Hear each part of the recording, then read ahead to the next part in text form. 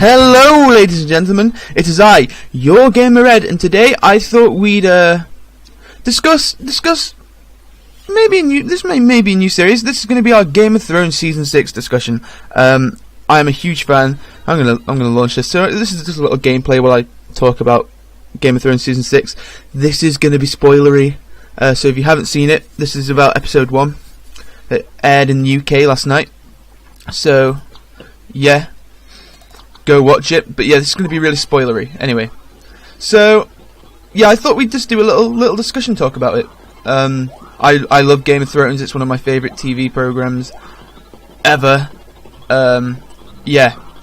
So let's start off with talking about the episode. Now this episode is now we're ahead of the books now. We're ahead of the book players, and that's a bit weird because now the book readers are behind us.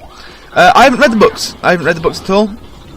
I'm waiting for the TV series to finish, and then I will read the books. I want the whole thing to end. I want everyone to die, and then I'm gonna read the books and see what differs from the books and from the TV show, because I don't want to read the books and have something spoiled for me in the books that haven't happened in. That is an audio glitch.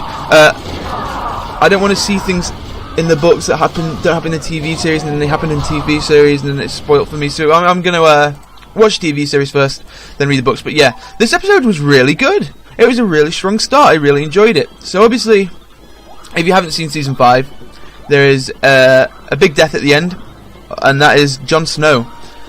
Now, Jon Snow was a favourite character of mine. I did enjoy him, and they say he's not coming back, and there's strong reason to believe that he is. So of course we start off with his body lying in the snow. He's dead. They're trying to hammer it home that he's dead. He's not coming back, and you can hear his direwolf howling. And Sir Davos hears him howling, and goes to see what's going on, and finds Jon Snow dead, and all his friends find him dead. So they take him into a little room. Of course, Alistair Thorne, who's head of the Night's Watch, is behind it. And I thought it was a really strong opening. I really enjoyed it. So it is setting up that he's gonna come back, and they did show that brief. I think it was on the Conan O'Brien show. They showed that brief clip of all the Night's Watch pulling out their swords, and Ghost. I'm getting thrashed here. And Ghost, going for the body, looking after the body, protecting him. We didn't see that in this episode though. That's obviously going to be further down the pipeline.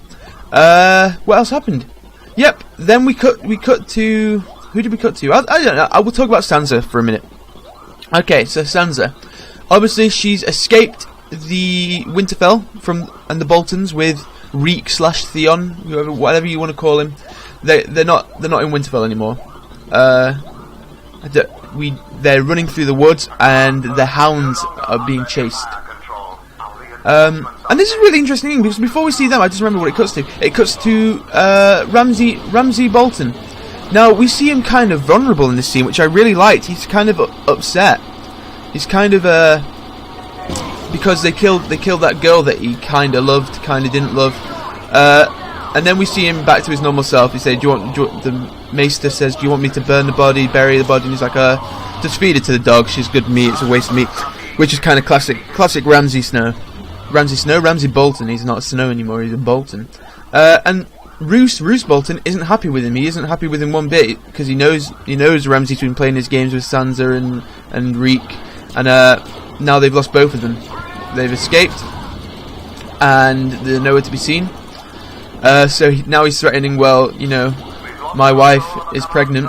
Let's just hope the Maester's right and she's carrying a boy, because then you won't be the heir to, well, the most.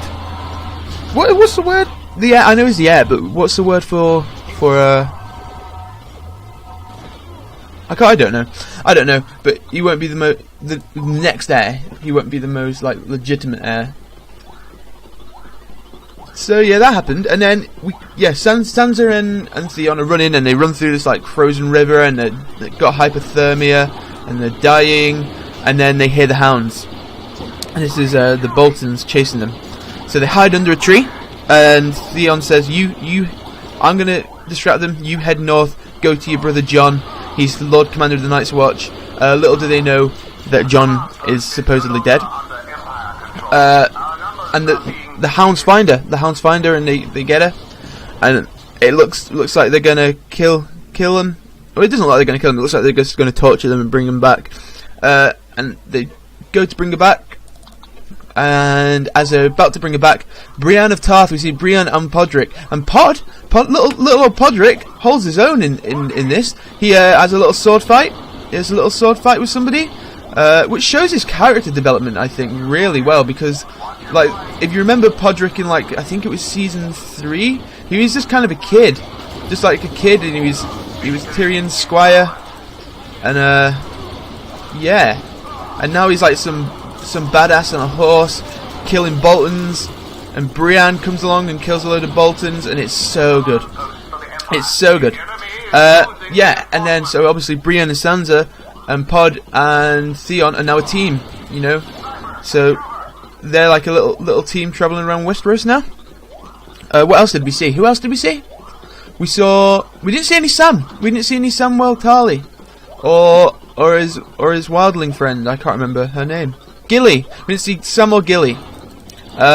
What did they do last time? Oh yeah, Sam went to Maester College, didn't he? He went to become a Maester. I'm sure we will see them. We didn't see any Bran. What else did we see? Yes, Jaime and Cersei. That was a good scene. So obviously Marcella died.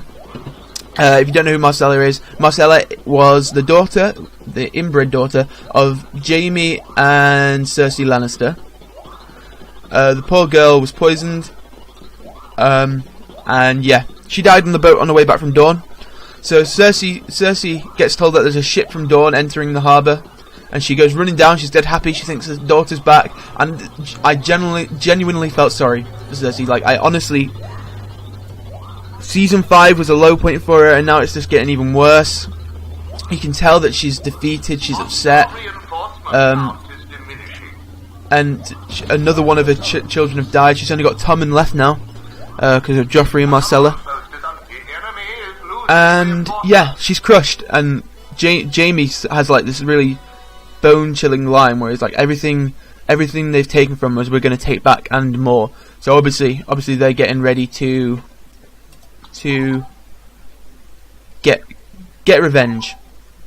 And then we go over to Dorne, and we see in Dorne that the prince is having a lovely communion, and then the Sand Snakes kill him, dead, gone, not coming back. He is absolutely gone. Stabbed his bodyguard, that big guy. I can't remember his name. But his great big bodyguard dude, dead.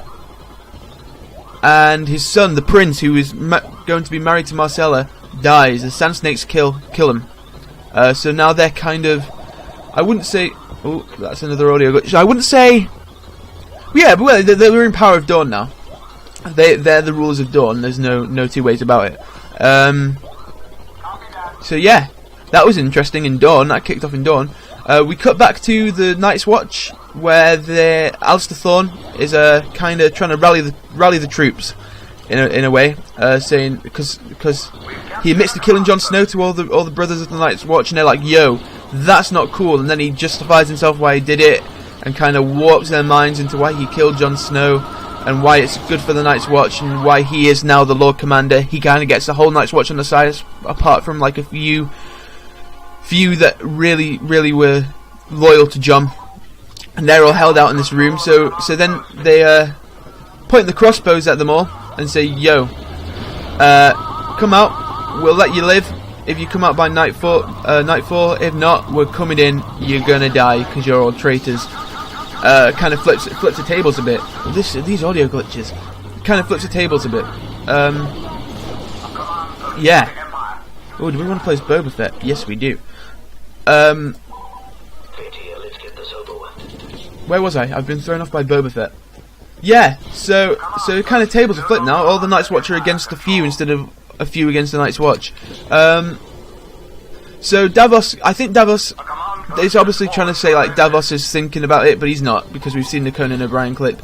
Davos kind of says, "Well, okay, you'll let me go. but I need mutton and a horse and stuff like that. Just trying to be a bit cheeky, trying to spread out the odds a bit, trying to see what you can push out of them. So Alice is like, fair enough, and he's like, okay, let us discuss it. And then, of course, they're saying no, we're gonna stick by John. They got Ghost in the room with him. Ghost is John's direwolf. So yeah, obviously, I don't want to spoil even more, but they obviously don't die. Well, some of them might. We might lose our friend with the long hair. I can't remember his name, but he's been in it since season 1. We might lose him. That's a prediction. That's a prediction for the future. But I don't think. Yeah, Davos obviously won't die, because we've seen him in the trailer at the battle for Winterfell. We've seen him at House Mormont trying to convince the Mormonts obviously to join the army. So my prediction is that Jon Snow will come back. Jon Snow's going to come back about episode 3.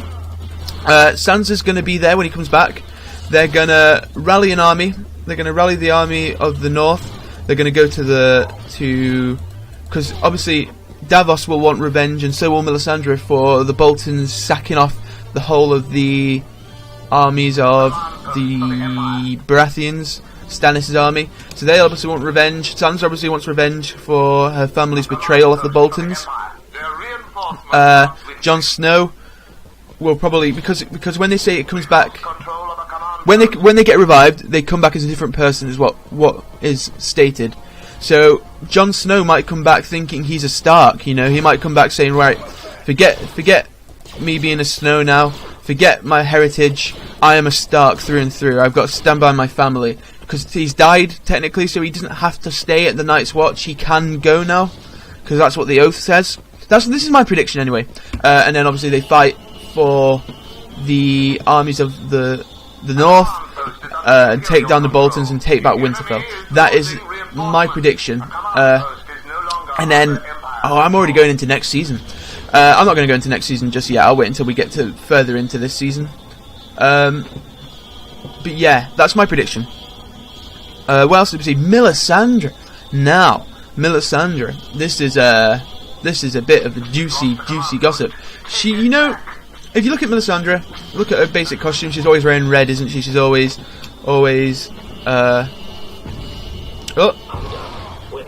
I died. She's always in that red costume. She always has that red necklace around her.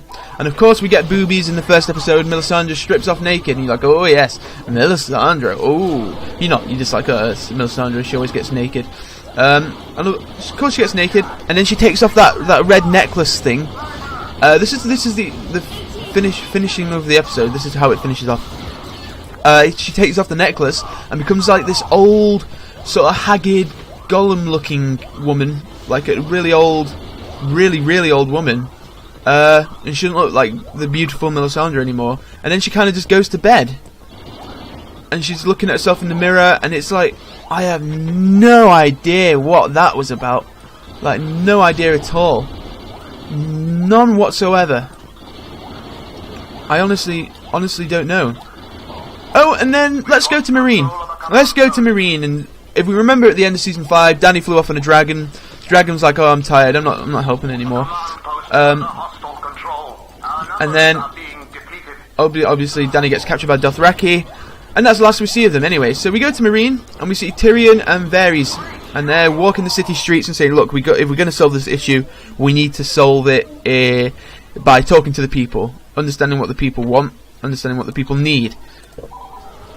So they're kind of casually walking the streets, and as they're walking the streets, they kind of see a red priest. It's not a priestess, it's a priest, and he's saying like the Lord of Light, and they think Daenerys is the Lord of Light, and that she's the saviour, and that she's going to come to bring them from the sin, and that she's gone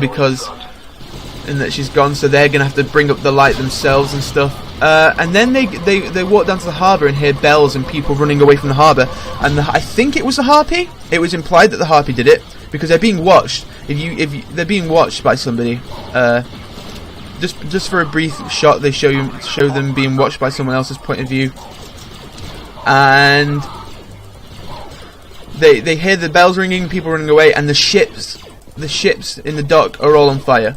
So I think the Harpy did it. it's very much implied that the Harpy did do it, Sons of the Harpy. And this theory is going around that Varys is the leader of the Harpies. I don't think Varys... Maybe. It might be, because Varys has his spies everywhere, doesn't he? He's very treacherous. He did betray the council... The council at King's Landing and stuff. But yeah. That happened, and then we cut to Daenerys. She's in capture of the Dothraki, and she gets taken to Khal. I can't remember what the Khal's name is, but he's a Khal. And they're about. He's like, oh, you're just a whore. I'm gonna rape you, and then all my men can rape you and stuff like that. I've run out of ammo. I died. I just put me off track again, dying. Yeah, I'm gonna rape you. I'm not gonna rape you. I'm sorry. I don't want to rape you. But that's what he says. And then she's like, you will not. I was the wife to Khal Drogo. And he's like, Khal Drogo's dead. And she says, yeah, I burnt him. I know he's dead. So that's pretty cool. And then they're like, yo, if you're a widow of a Khal, what are you doing here? You're going to the homeland of the Dothraki. You know, you're going home. And you're going to go where all the widows of Dothraki Khals go. And you're going to stay there forever, because that's what happens. So she's kind of like, well, I need to get back. And they're like, no. That's what happens, you're coming with us. And that's kind of Daenerys. That's kind of Daenerys done in this episode. I wanted to see a bit more of her. We see Jorah Mormont, and we see Daario Naharis. And they find her ring. That she dropped, the little breadcrumb she left for them at the end of season 5. So they're tracking her, they know where she's gone. They know the Dothraki have her, so maybe they come in to rescue her, but I don't know. Jorah is still dealing with the grayscale. He's a bit worse off than he was in the last season. He's a bit more rockified. He looks a bit more like the Thing. So that's Jorah Mormont. Yeah. I think I've covered everything. Well, these audio glitches. I think I've covered everything. It looks like I have. I feel like I have. Yeah, so I thought this episode was a really strong start. I really liked it. I really like that they didn't bring Jon Snow back in the first episode. I like that they're trying to convince us he's dead. I know he's not dead. I know he's not. Well, I don't know he's not. He probably is. And I'm just being an idiot and holding out hope for Jon Snow. But yeah. Really good start. Really strong start. I would have liked to see Bran. Because they've got all this thing about the flashbacks and stuff like that. I would have liked to see Bran. You know, I would have liked to see how much he's progressed after we had a break from him from season 5. I would have liked to see how much his character has progressed. I'm not sure about Sam. I think it's alright that they left Sam out. Sam's not a kind of forgettable character though, is he? He's kind of a main character. And I wanted to see his reaction. Well, I suppose we will. What are all my guys doing? Look, this is why we're losing, because all my army is over here just trying to run up this hill, and they're being sniped off by all the rebels over here. Where was I? Yeah, Sam. I would have liked to see a bit more. Well, he wasn't in it at all. I would have liked to see just a tiny bit of Sam and Gilly. You know, they're on their way down to Old Town maybe or something. Yeah, that's what I'd like to see. Anyway, enough rambling, enough talking, enough not knowing what I'm talking about. That was Game of Thrones Season 6 Episode 1. I really liked it. I thought it was a good, strong start. Now we have to wait another week. We get it on a Monday in the UK, which is a day after what the Americas get it, which is a Sunday, I believe they get it. Yeah, so I'll probably put another one up next Tuesday about not Season 2, Episode 2. Talk about that for a bit, but anyway, I've been your Gamer Red. Thank you for watching, thank you for listening to me ramble on for a bit if you've made it this far. If you'd like to click like, you'd be super cool. If you'd like to click subscribe, you'd be even cooler. That'd be super duper cool, and you'll become a jellyfish, which are really cool. That's really cool. So yeah, thank you for watching. I've been your Gamer Red. Bye bye.